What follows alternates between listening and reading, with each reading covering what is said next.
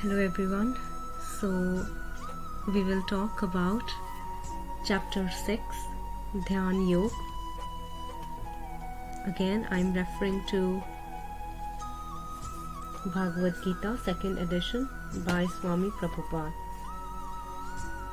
So, like we discussed in the last chapter, so here Lord says, performing duties and dedicating the work to Lord Krishna, unattached to the fruits of the work, is better than not performing any duty. So the soul in itself, the nature of the soul is to act, and therefore actions should be performed rather than staying inactive. Then God also says, what is mind?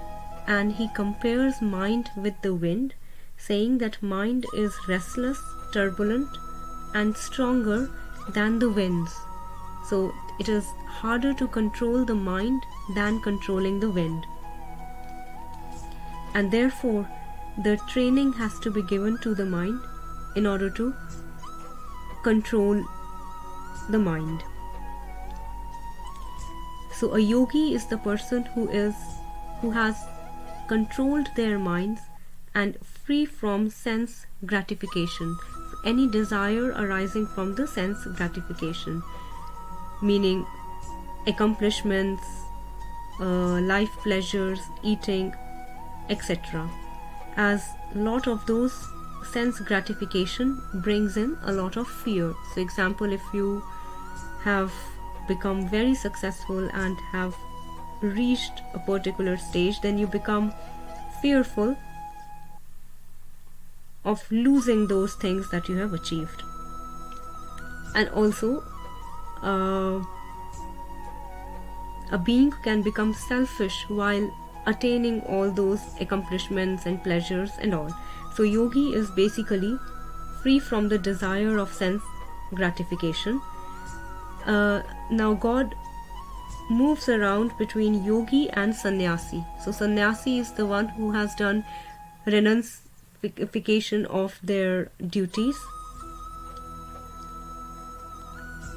Yogi is the same, but again Lord emphasizes that performing duties and dedicating it to Lord Krishna is better than not performing at all.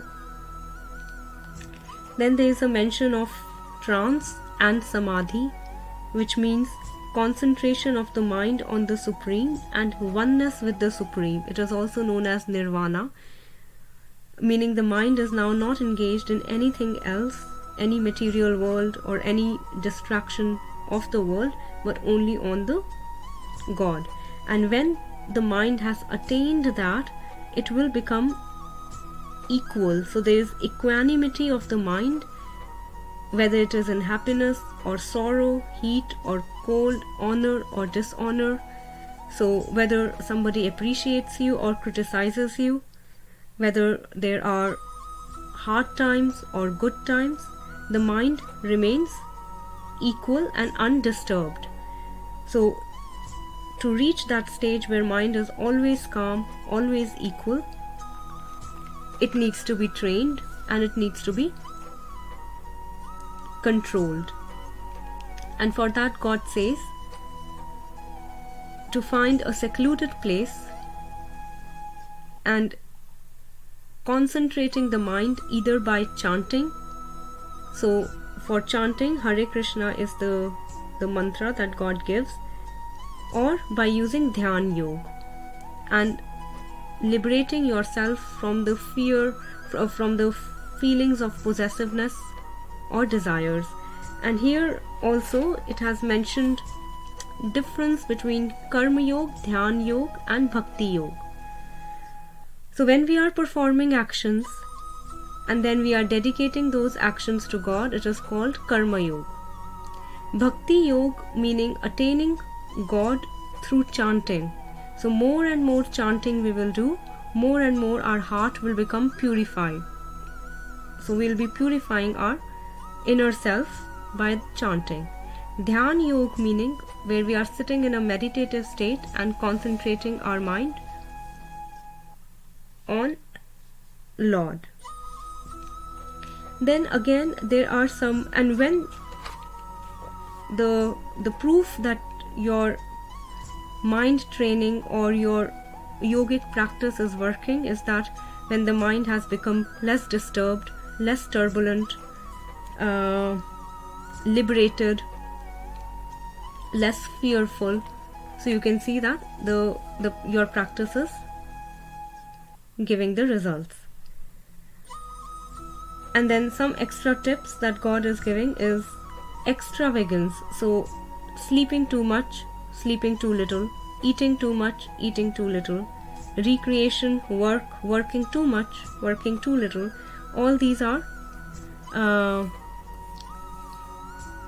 bad for your spiritual practice. So in the end, I'll just sum up with one quote where God says, "For one who sees me everywhere and sees everything in me, I am never lost, nor is he ever lost to me." So a person in Krishna consciousness certainly sees Lord Krishna everywhere, and he sees everything in Krishna. Such a person may appear to see all separate manifestations of material nature, but in each and every instance he is conscious of Krishna, knowing that everything is a manifestation of Krishna's energy. Nothing can exist without Krishna, and Krishna is the Lord of everything. This is the basic principle of Krishna consciousness. So with this, I'll sum up this recording and hope you liked it. Thank you.